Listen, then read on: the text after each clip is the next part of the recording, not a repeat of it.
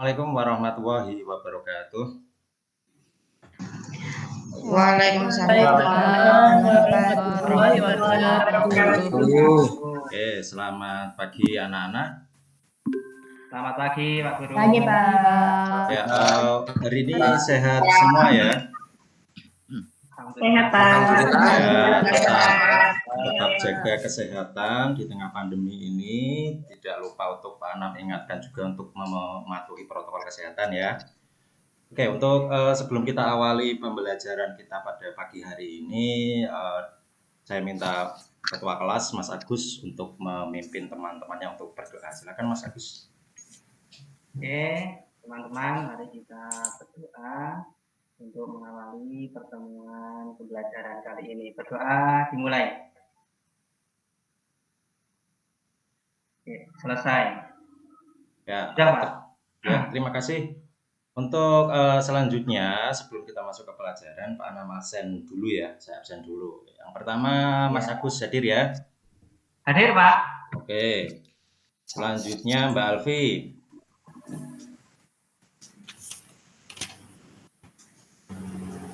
Hadir Pak, telat Pak, maaf ya Pak. Oh ya.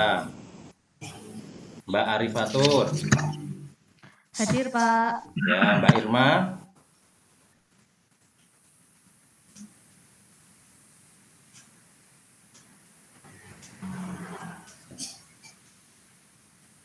Mbak Irma hadir ya tadi ya. Sepertinya sedang terlempar sepertinya. Oke, nanti biar masuk lagi. Mas Rizky ada? Hadir, Pak. Ya, Mas Cahyo. Hadir, Pak. Mbak Sari. Hadir Pak. Ya, Mbak Sri Mulyaningsih. Ada Pak hadir. Mbak Sri Rezeki. Hadir Pak. Mas Sukron. Hadir, Pak. Ya, Mbak Umi. Hadir Pak. Ya, terakhir Mbak Uyi. Hadir Pak. Ya, alhamdulillah ya, berarti hari ini berangkat semua, tidak ada yang halangan.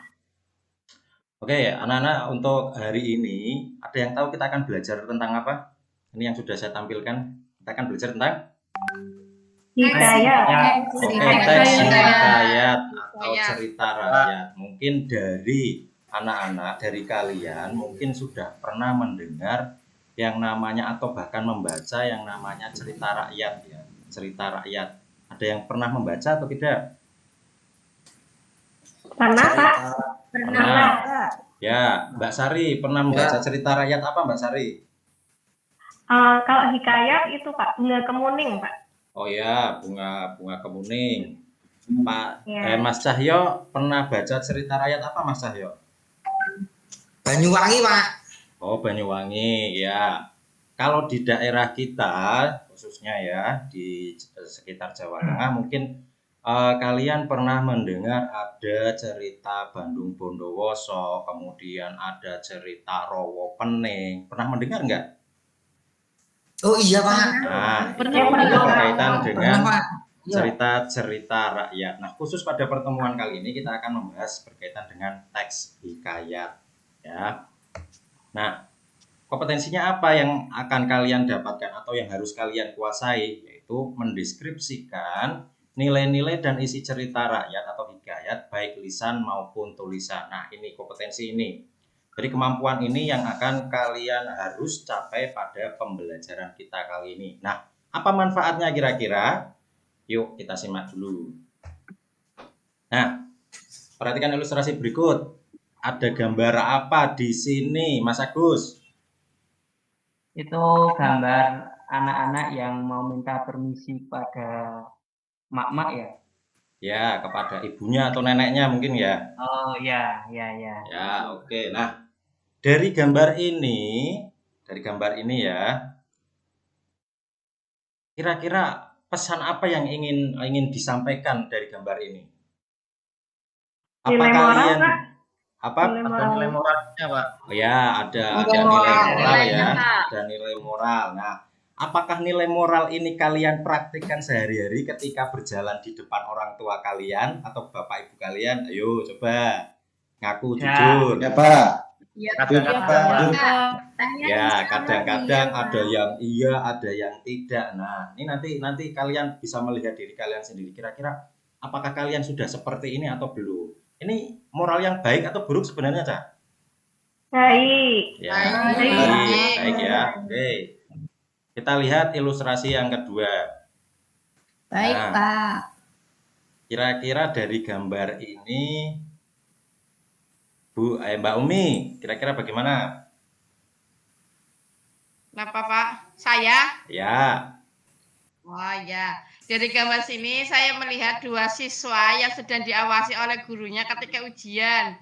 Jadi mungkin ini sedang mencontek apa nggak belajar dari rumah sehingga diawasi terus oleh gurunya. ya, Begitu, oke. Pak.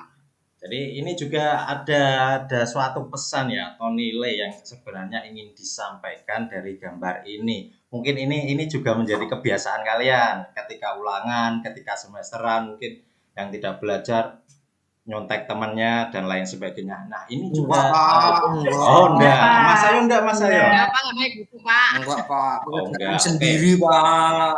Oke, bagus. Dikit, Berarti kalau yang tidak menculik berarti sudah bisa mengamalkan dari nilai ini. Nah, kita kaitkan dengan hikayat tadi. Kenapa kok kita harus belajar hikayat pada pagi hari ini, pada pertemuan hari ini adalah ini untuk mendapatkan nilai-nilai. Karena dalam cerita rakyat, dalam hikayat itu banyak sekali mengandung nilai-nilai yang bisa kalian ambil, terapkan ke dalam kehidupan kalian sehari-hari. Nah, bisa dimengerti ya? Jadi nilai-nilai ini nanti yang akan kalian harus terapkan. Tidak hanya sekadar tahu membaca hikayat saja. Oh iya Pak, cerita ini tahu saya. Tapi nilainya tidak kalian terapkan. Nah ini yang jangan sampai seperti itu. Jadi setelah belajar hikayat kali ini, saya harapkan kalian mempraktekkan atau menerapkan nilai-nilai yang kalian dapatkan dari cerita ke dalam kehidupan sehari-hari kalian. Oke. Lanjut. Jadi untuk mencapai tadi kompetensi di awal yang saya sampaikan, ada 3 tahap pembelajaran kita pada pagi hari ini, yaitu berkaitan dengan isi, kemudian karakteristik hikayat, dan yang ketiga adalah nilai-nilai yang ada di dalam hikayat. Oke, yang pertama isi hikayat. Untuk menentukan isi hikayat, itu yang pertama kalian harus lakukan adalah membaca atau menyimak hikayat dengan seksama. Ya tidak mungkin kan kalian dapat menentukan isi tapi kalian tidak membaca hikayatnya atau mendengarkan hikayatnya kan? Nah, terus yang kedua menafsirkan pokok-pokok hikayat dengan menjawab apa isi hikayat tersebut, misalnya siapa tokohnya, kemudian bagaimana yang terjadi atau bagaimana cerita di dalamnya. Terus yang ketiga adalah menuliskan kembali dengan menggunakan bahasa sehari-hari kalian. Nah, untuk lebih memahamkan kembali berkaitan dengan hikayat ini, yuk coba kita simak contoh hikayat berikut ini.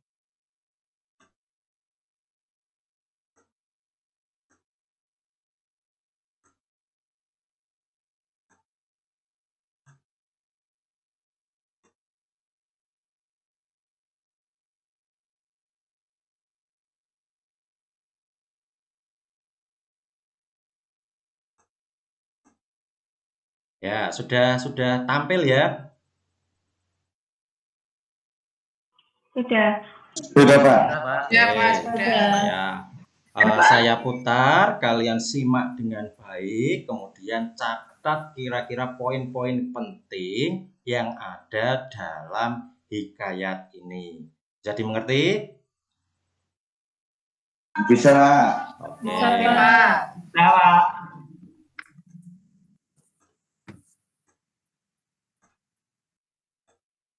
Indah bangsawan.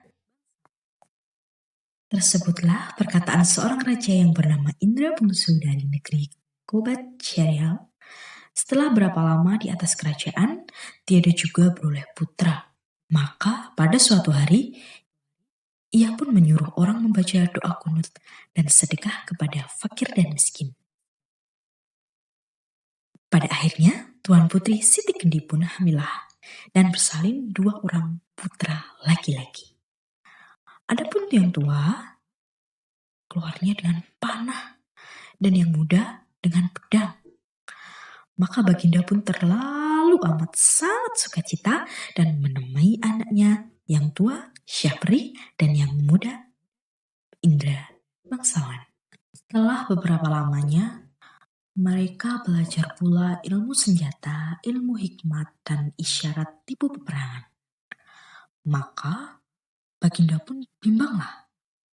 Tidak tahu siapa yang patut dirayakan dalam negeri karena anaknya kedua orang itu sama-sama gagah. Suatu hari, Indra Bangsawan dan Syapri memohon pergi mencari buluh perindu yang digunakan oleh ayahnya sebagai syarat menjadi seorang raja.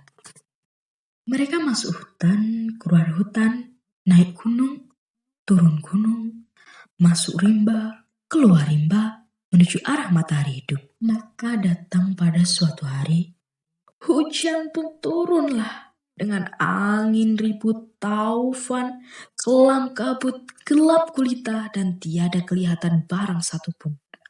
Maka Syapri dan Indra Bangsawan pun bercerailah. Beberapa lama di jalan, sampailah ia kepada suatu taman dan bertemu dengan sebuah gendang yang dibukanya dan dipukulnya.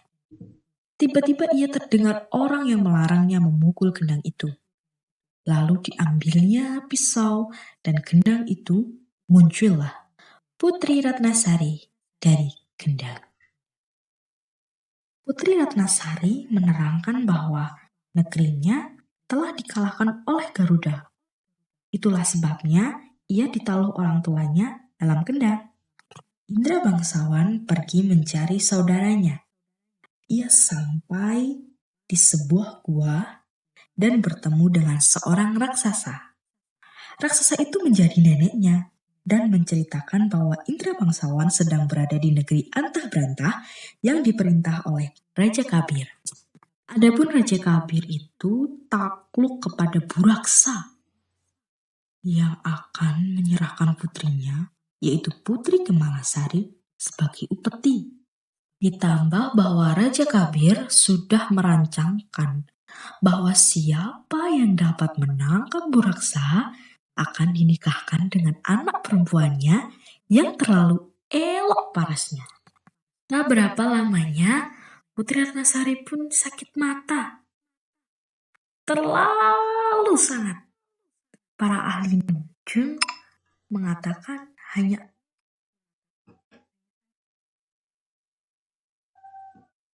Oke, jadi itu ya berkaitan dengan penampilan dari video Hikayat Indra Bangsawan. Nah, selanjutnya coba dari Mas Sukron.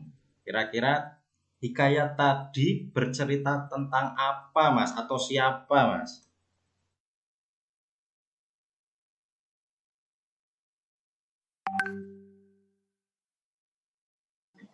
Tadi belum jelas, Pak. Oh, wah ini Mas Sukron sepertinya tadi kurang menyimak ya. Padahal tadi sudah saya ingatkan untuk menyimak dengan baik. Oke, siapa yang bisa menjawab tadi kira-kira hikayat tadi bercerita tentang apa ya? Mbak Alfi mungkin? Saya, Pak. Oh ya, Mas Cahyo, silakan Mas Cahyo. Tentang Indra Bangsawan, Pak. Ya, Indra Bangsawan ya. Bercerita tentang hikayat dari Indra Bangsawan. Oke, terus apa lagi yuk Mbak Alfi? Apa yang didengar tadi atau disimak dari video tadi? Iya Pak, yang diingat tokohnya tadi Pak Indra Oh ya, Bangsawan, Pak. Indra Bangsawan ya sesuai dengan Iya. yang disimak tadi ya. Oke, kita lanjutkan. Tadi berkaitan setelah kalian menyimak tadi, sekarang kita lihat karakteristik dari hikayat tersebut. Jadi yang membedakan teks hikayat ini dengan cerita-cerita yang lain, dengan cerpen, dengan novel, itu apa sih? Nah, karakteristik ini berkaitan dengan ciri khas ya anak-anak. Ciri khas, jadi yang membedakan satu dengan yang lainnya. Misalnya kalau Mas Cahyo misalnya, ciri khasnya apa? Misalnya rambutnya atau hidungnya. Nah, ini juga sama. Karakteristik atau hikayat ini juga sama. Apa sih yang membedakan hikayat ini dengan yang lain? Nah, yuk kita coba lihat apa saja ciri-cirinya. Yang pertama adalah bahasa Melayu klasik atau arkais. Nah, kalau kalian pernah membaca hikayat atau bisa kalian cek di modul ya, itu hikayat itu banyak menggunakan bahasa-bahasa Melayu klasik atau kuno. Ya, misalnya penggunaan kata hatta, penggunaan kata mahligai. Kenapa Mas Agus? Hatta itu artinya apa? Oh ya, untuk hatta itu artinya kemudian Mas Agus. Jadi ini sudah kata-kata ini sudah tidak atau sudah sangat jarang kita jumpai ya kan? Ya, ini yang dimaksud dengan kata klasik atau arkais. Jadi memang sudah tidak kita gunakan, jarang kita gunakan. Walaupun sebenarnya kata-kata ini juga termasuk ke dalam kata baku yang ada di dalam bahasa Indonesia. Terus yang kedua, kemustahilan. Kalau tadi anak-anak perhatikan, kalau kalian perhatikan, ada beberapa hal itu ketika dicerita tadi hikayat Indra Bangsawan, itu ada beberapa hal yang nampak tidak logis. Nah, seperti pada petikan berikut. Adapun yang tua keluarnya dengan panah dan yang muda dengan pedang. Nah, kira-kira logis enggak ini anak-anak? Ada anak melahirkan itu bareng dengan pedang keluarnya. Masuk akal enggak? Nggak masuk akal. Iya, Pak. Iya. Ngeri, Pak. Iya. Terus kemudian yang kedua, petikan yang kedua, orang yang melarangnya memukul gendang itu, lalu diambilnya pisau dan ditorehnya gendang itu, maka Putri Ratnasari pun keluar nada dari gendang. Nah, kira-kira masuk akal enggak, logis enggak ini? Ada seseorang, orang dewasa ini dimasukkan ke dalam sebuah kendang. Kendang tahu ya? Alat musik tradisional itu ya, tahu ya? Tahu. Ya, nah ini juga termasuk ke dalam salah satu atau masuk ke dalam ciri khas hikayat, yaitu kemustahilan atau tidak masuk dalam nalar umumnya manusia. Nah, terus yang ketiga, istana sentris. Nah, dari namanya saja bisa kita lihat istana sentris istana. Berarti ini ceritanya tentang apa anak-anak? Istana. Iya, istana atau kerajaan dan kehidupan yang ada di dalamnya. Ya, misalnya pada petikan tersebutlah perkataan seorang raja yang bernama Indra Bungsu dari negeri Kobat Syahrial. Nah, ini dari petikan ini saja jelas bahwa cerita ini bersetting, berlatar, dan juga berkisah, intinya mengungkapkan cerita-cerita yang ada di kerajaan atau istana sentris itu tadi. Kemudian selanjutnya yang keempat, bahwa hikayat itu anonim. Apa kira-kira masuk dari anonim ini? Ada yang tahu? Tidak diketahui nama pengarangnya, Pak. Iya, tidak diketahui nama pengarangnya. Anonim ya, no name mungkin dari bahasa Inggris, no tidak, name nama, tidak ada nama berarti. Karena memang hikayat ini lahir sejak dulu dan diakui sebagai sebuah kekayaan atau hasanah masyarakat tertentu. Jadi bukan atas nama sebuah individu atau ya satu individu atau individu lain, tapi ini kepunyaan masyarakat gitu ya. Misalnya tadi ada cerita-cerita rakyat yang lain, misalnya ada Roro Jonggrang, kemudian ada yang lain. Nah, itu khas lokal situ. Jadi itu merupakan milik bersama. Makanya tidak diketahui nama pengarangnya. Hal tersebut disebabkan cerita disampaikan secara lisan ya tadi ya. Umumnya memang disajikan secara lisan karena merupakan cerita kuno. Kuno waktu itu belum ada buku tulis seperti sekarang ya. Belum ada cetakan, penerbit, itu belum ada. Jadi ini disampaikan secara mulut ke mulut, secara lisan, dari mulut ke mulut ya. Nah itu, dan masyarakat itu mempercayai adanya cerita tersebut dan kebenarannya, walaupun tadi ada ketidaklogisan, ya tidak masuk akal, tapi masyarakat percaya. Oke, selanjutnya kita latihan coba. Tadi ada 4 karakteristik yang utama dari sebuah hikayat yang membedakannya dengan novel ataupun cerpen. Jadi ada 4. Sekarang kita cek yuk. Kutipan 1. Oke, kutipan 1 coba bacakan Bu Sri Mulyaningsih. Mbak Sri Mulyaningsih, silakan Mbak Sri. Tersebutlah cerita seorang raja yang terlalu besar kerajaannya. Negeri itu bernama Mandi Angin. Baginda bernama Raja Besar. Istri Baginda bernama titik. Oke, Mbak Sri, kira-kira dari kutipan ini termasuk ke dalam karakter yang mana? Istana Sentris bukan, Pak? Istana Sentris. Oke, Mas Sahyo, Istana Sentris? Apakah benar? Iya Pak, Ya. betul Pak. Itu Oke. disebutkan raja gitu Pak. Ya, tepat sekali. Jadi ini termasuk ke dalam karakter Istana Sentris. Di situ ada penyebutan raja, kerajaan, baginda. Nah, itu menunjukkan ciri-ciri bahwa ini merupakan hikayat ya. Ada Istana Sentrisnya tadi. Kemudian kutipan yang kedua, Mas Rizky. Mana Mas Rizky ya? Kameranya jangan di-off-kan Mas Rizky. Iya Pak, ini ada Pak. Nggak diangkat. Oke, Mas Rizky silakan dibaca kutipan 2-nya. Dihanyutkan ke dalam laut, kelahirannya yang luar biasa. Bersama-sama dengan sebilah pedang dan sebilah keris. Tidak dapat menghilangkan rasa bimbang Baginda. Oke, apa kira-kira ini karakter yang menonjol di kutipan ini? Kemustahilan kayaknya Pak. Kemustahilan. Coba Mbak Irma. Kemustahilan bener atau kurang tepat? Yo, Mbak Irma mana? Iya Pak, iya. Saya. Ya, kutipan 2 kemustahilan. Bagaimana Mbak Irma?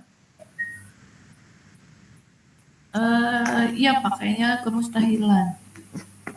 Ya, kemustahilan terutama pada poin ini hampir-hampir sama ya dengan yang tadi sudah kita dengarkan, yaitu lahir ya. Lahir bersama sebilah pedang dan sebilah keris. Bayangkan ini lahir keluar dengan membawa pedang dan keris dari sananya. Nah, ini sesuatu yang sangat-sangat tidak masuk untuk di akal manusia. Oke. Kemudian sampai di sini dulu ada yang ditanyakan anak-anak? Kalau tidak ada, kita lanjut ke bagian yang ketiga, yaitu tentang nilai-nilai hikayat. Jadi ini tadi seperti pada tujuan awal kita belajar pada pagi hari ini mengetahui nilai-nilai ya dari sebuah hikayat. Terus kemudian pada akhirnya nanti kalian terapkan dalam kehidupan sehari-hari kalian. Oke, nilai apa aja yang terdapat dalam hikayat? Yang pertama adalah nilai agama. Perhatikan petikan berikut. Maka pada suatu hari, ia pun menyuruh orang membaca doa kunut dan sedekah kepada fakir miskin.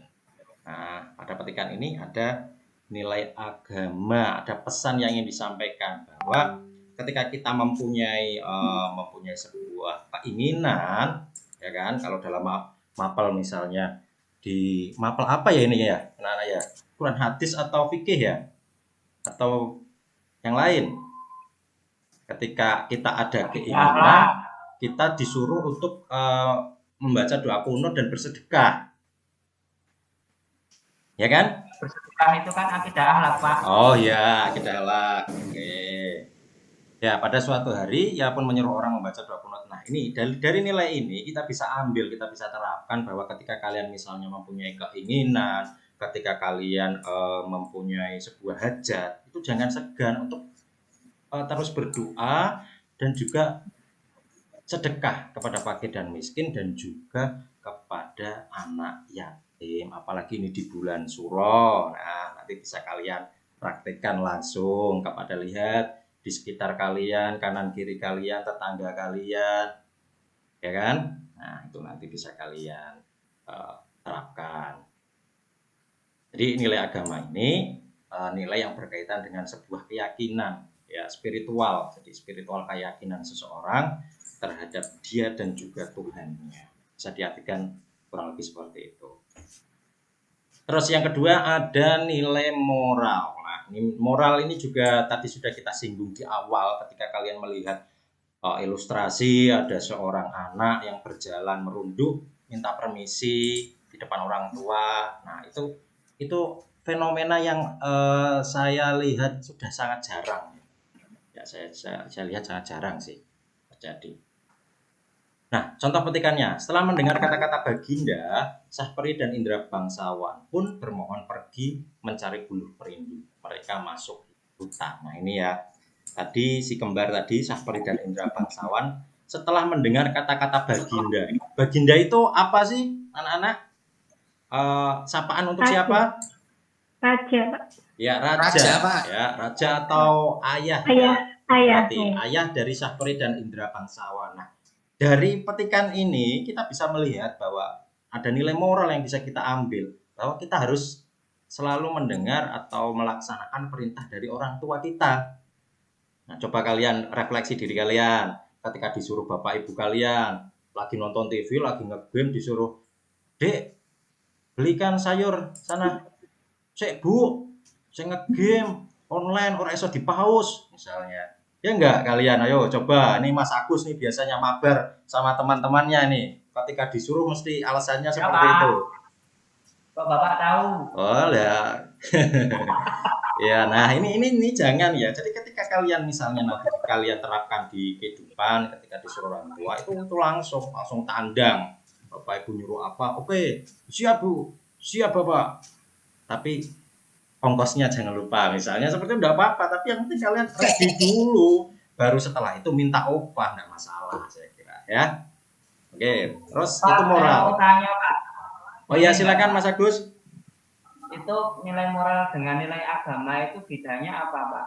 Tadi kan ada yang bersedekah. Bersedekah itu kan juga nilai moral ya, Pak. Kalau Ya. itu coba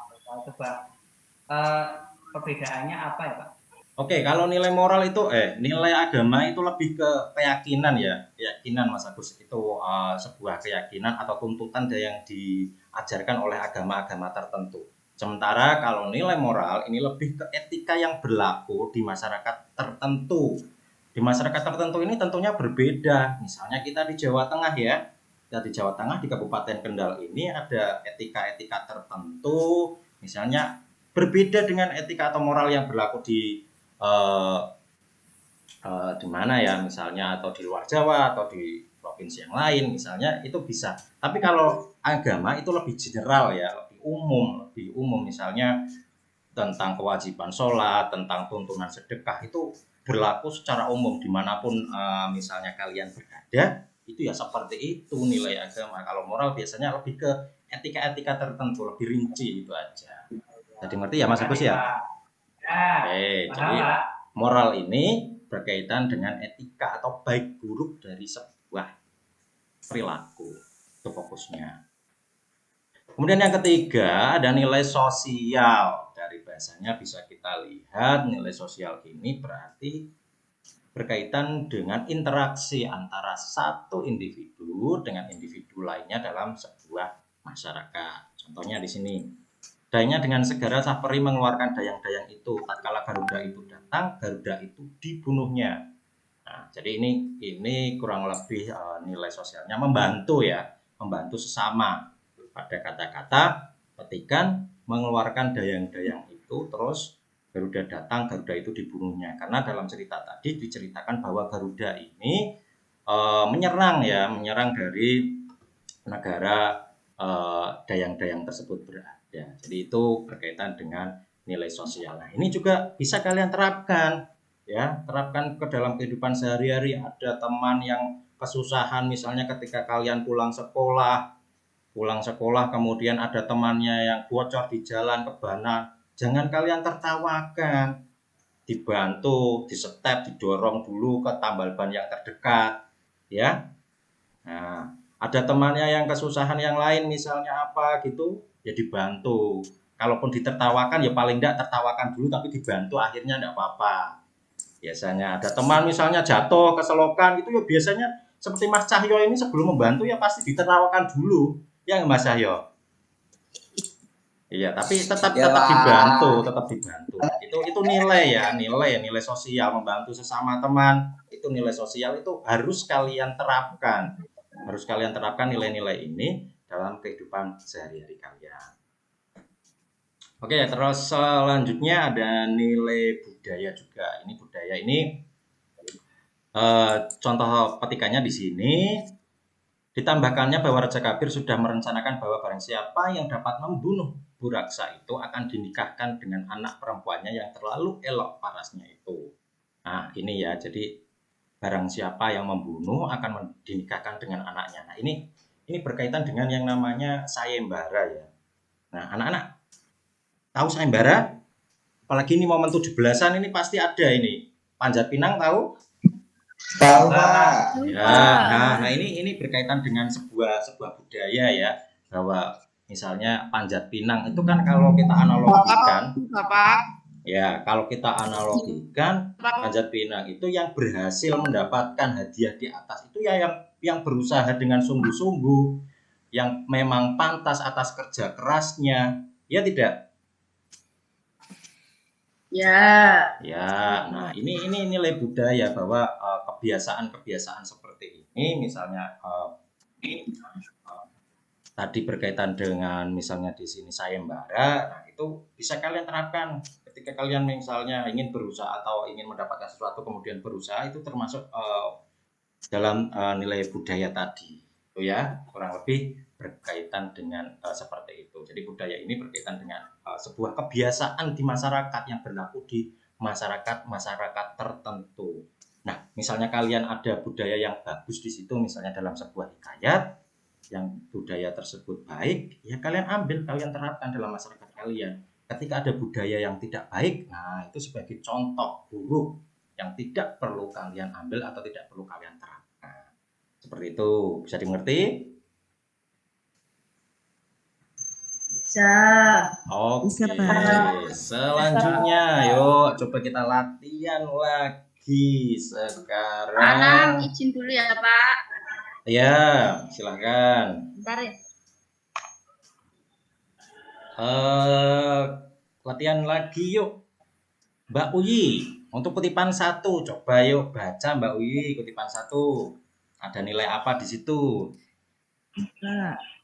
Maka ia pun menyerahkan dirinya kepada Allah Subhanahu wa Ta'ala dan berjalan dengan sekuat-kuatnya. Nilai agama, Pak. Oke, nilai agama ya. Di sini pada kutipan atau inti dari sini atau nilai yang bisa diambil adalah pasrah ya, menyerahkan diri kepada Allah. Ketika sudah berusaha sekuat tenaga, kalian jangan lupa untuk berpasrah diri, memohon. Nah, ini nilai-nilai agama yang bisa kalian terapkan. Tapi juga ketika berpasrah itu harus berusaha terlebih dahulu, jangan hanya pasrah saja. Misalnya besok mau ulangan, ya udah saya pasrah, mau dapat nilai berapa, enggak mau berusaha. Nah, itu jangan seperti itu. Yang dimaksud dengan pasrah di sini, menyerahkan kepada Allah, itu ya tentunya harus diiringi dengan yang namanya usaha. Oke. Kutipan yang kedua, coba Mbak Arifatur dibacakan, kemudian nilai apa yang ada di dalamnya. Ya Pak, Sungai Duyung dipimpin oleh seorang Raja Bintan yang terkenal bijak dan sangat disegani.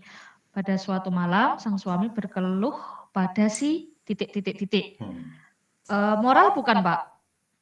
Ya, moral atau bukan, coba yuk ada yang mau menanggapi sebelum kita bahas. Moral, Kayaknya Pak. Ya, moral ya Mas Sukron ya. Di sini pada kata-kata raja yang bijak, ya kan?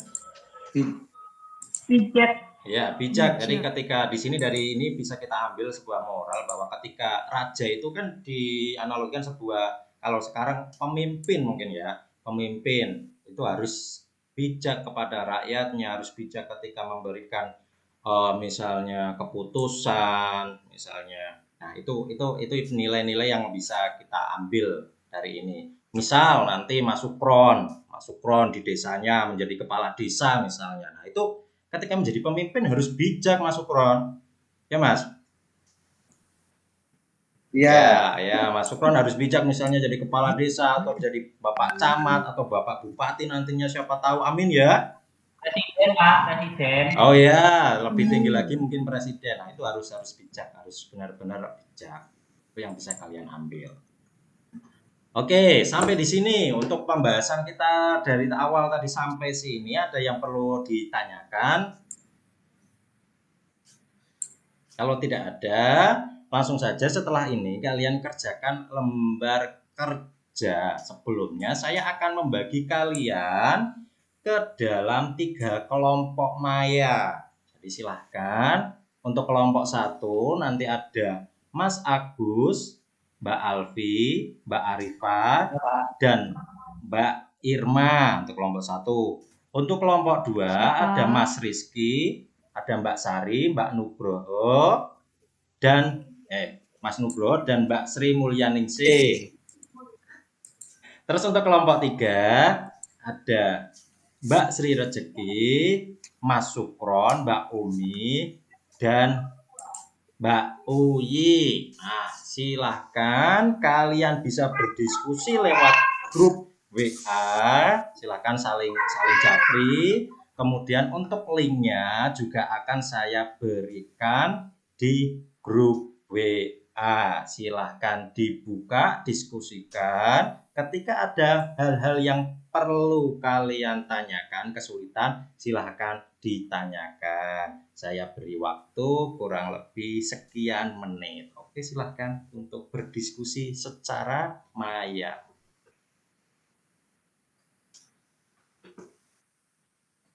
Ini diminta WA-an, Pak. Ya, silahkan sambil WA-an ya, sambil di WA tadi untuk kelompok-kelompok tadi, silahkan saling ber-WA. Apa? Ya. Siapa? Oke. Siapa? Pak, izin ke belakang sebentar, nggih. Oh iya, tadi Bu Alfi sudah ya, sudah masuk lagi ya, gantian. Sudah, Pak. Ya.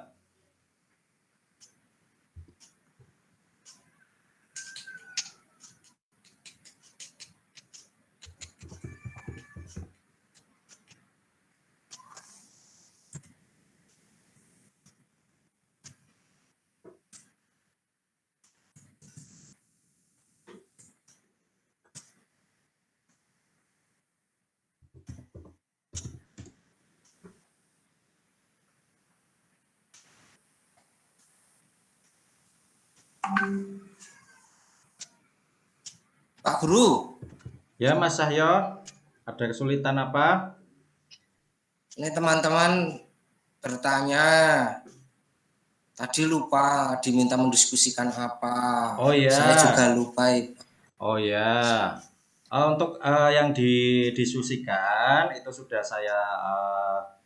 saya share di grup ya. Di grup dicek kembali untuk link LKPD-nya. Ya Pak Cahyo ya, Mas Cahyo ya, jangan lupa dicek lagi untuk linknya. Ngantuk Pak Mas Cahyo itu Pak. Oh iya, sepertinya ini ngantuk ini atau nggak ada kuota mungkin nggak masuk ini pesan saya ya. Iya Pak. Oh ya, oke untuk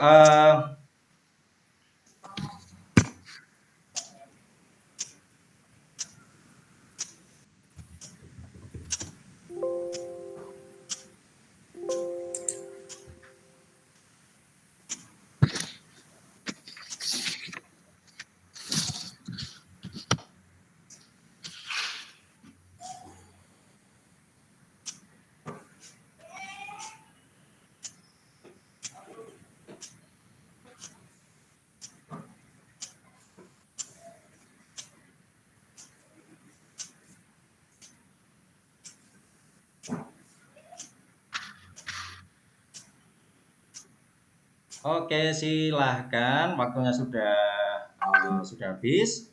Untuk perwakilan kelompok dari Mas Cahyo untuk silakan dibacakan hasilnya, silakan dicek di grup WA. Silakan untuk tadi hasil-hasil di grup WA silakan untuk dibacakan ya. Oke, silakan Mas Cahyo. Ya Pak, bentar buka dulu Pak. Ya.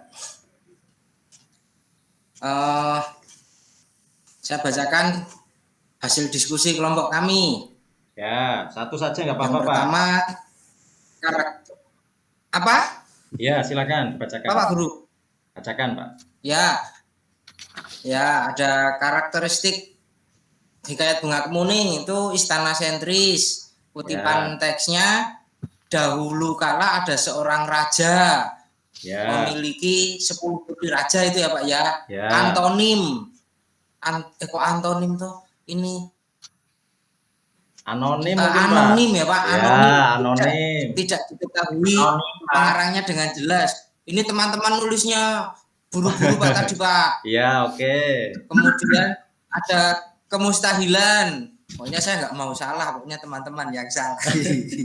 Teman-teman, apa ini kemustahilan? Kemustahilannya itu tinggal bacain aja. Tumbuhlah sebuah tanaman di atas kubur putri kuning. Itu mustahil Pak. Ya, oke. Di atas kuburan gitu Pak. Oke, terima kasih. Itu aja Pak. Oke, terima kasih dari Mas Cahyo. Jadi seperti itu kurang lebih dari yang sudah kita diskusikan. Kemudian jangan lupa untuk hasilnya tadi diupload di link yang sudah saya berikan di grup WA. Ya, jangan lupa ya. Oke, sudah sampai di penghujung pembelajaran kita pada pagi hari ini. Kita simpulkan dari awal sampai akhir, kira-kira tadi kita sudah belajar tentang karakteristik hikayat, kemudian kita juga belajar tentang nilai-nilai yang pada akhirnya nanti bisa kalian terapkan dalam kehidupan sehari-hari kalian. Oke, terus kemudian untuk pembelajaran berikutnya setelah belajar nilai-nilai ini di pertemuan yang akan datang kita akan membahas tentang kaitan hikayat dengan cerpen. Sebelum saya tutup, mungkin ada yang perlu ditanyakan kembali? Jelas Pak. Cukup Pak, jelas Pak. Oke, cukup. Terima kasih untuk hari ini. Kita tutup pada pagi pelajaran hari ini dengan membaca hamdalah bersama-sama. Yuk. Alhamdulillah. Amin. Kurang dan lebihnya saya mohon maaf. Wa muwaffiq ila aqwamit thoriq. Assalamualaikum warahmatullahi wabarakatuh. Wabarakatuh.